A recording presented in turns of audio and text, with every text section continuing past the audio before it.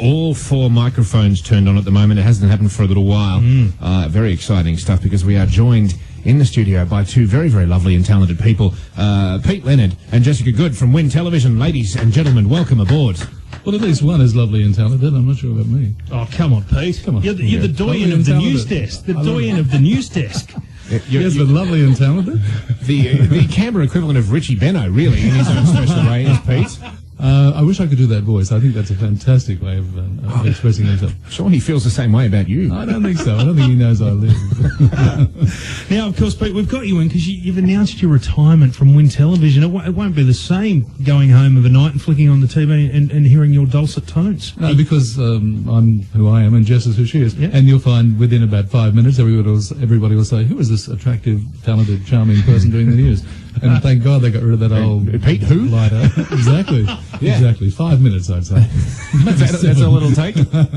I reckon we start a campaign to get one of those little side streets here in Kingston near Win TV changed to Pete Leonard Lane or something as such like that. That'd have to be good, wouldn't it? Would be fantastic. We can make some calls, see what we can make happen. You'll have to get in touch. I think it's the Historic Memorials Committee that does that. We'll make some calls. We got some pull in this town. I know. So we like to think.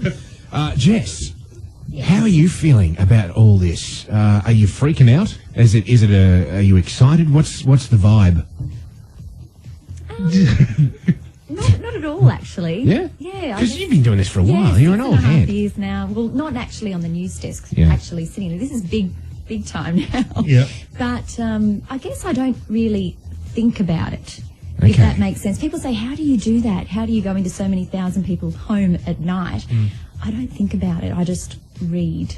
I just pretend I'm reading to one person rather than thousands of people. Exactly. And the coolest thing, I guess, for you is now that you're the head news person, or you very soon will be, you get the key to the nice bathroom, you get the good car parking place and all that kind of stuff. That is exactly right. I've been waiting for this for so long. Pete has to hand it over now. It's being refurbished as we speak. I'd imagine it would be. We have a new pink. we have a new manager who's walked in just this week at our station, and he said exactly that. He said he didn't think the beige and the grey would go well. And so now it's being redone, and the ensuite is being done in a marble finish. Oh, very nice. It would be terrific. A bit of maroon velour perhaps as well here and there would always be classy. No, that's me. Oh, that's you. Yeah, that's coming out. Now, Pete, you were on radio years ago on 2CA here in Canberra. I started. You've been in and around the traps and stuff like that. What do you find? I mean, you're probably going to say TV, but do you miss the radio game at all? Oh, of course. Yeah. Radio is so personal, so intimate. The opportunity to communicate with who knows out there in a way that television can't. TV is about pictures and action and about showing people things. Radio is about bringing people along with you, and you do that with just your voice and the music that you play and the pauses in the way you speak and all of those things. See, I didn't know any of that. I'm a better person now, Nigel. Is that what we do? We're learning here this morning. It's great fun. It's fantastic. It's a great medium, I think.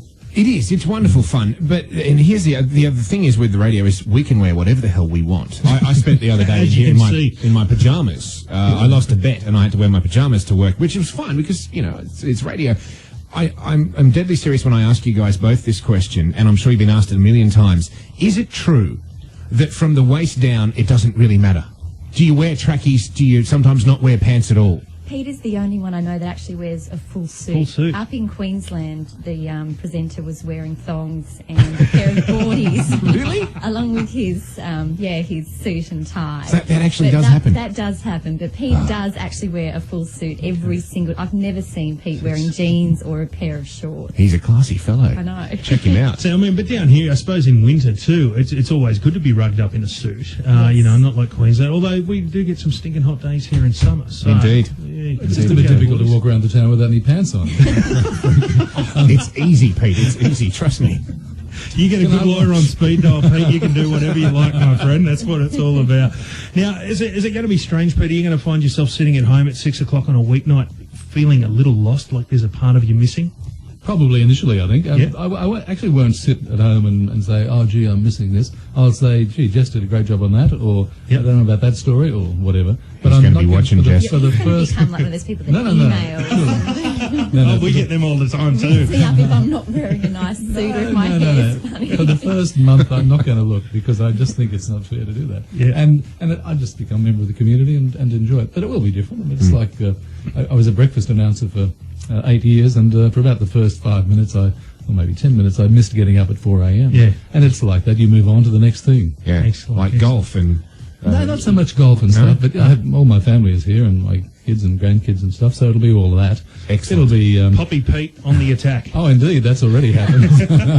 I've been to the 10 a.m. matinees and stuff, and I've really enjoyed this stuff. It's great. Excellent. It's super good. And it's terrific to be around the city and see the people and all of that. All right, now July 20, I do believe, is your... Yes, it was going to be the week before, but we suddenly realised that was Friday the 13th, and that wasn't a good idea. No, not at all. All right, well, listen, being, as you're very well aware, the commercial industry, we need to pay some bills and our wages, so we'll go and we'll play some sponsors' messages and we'll come back.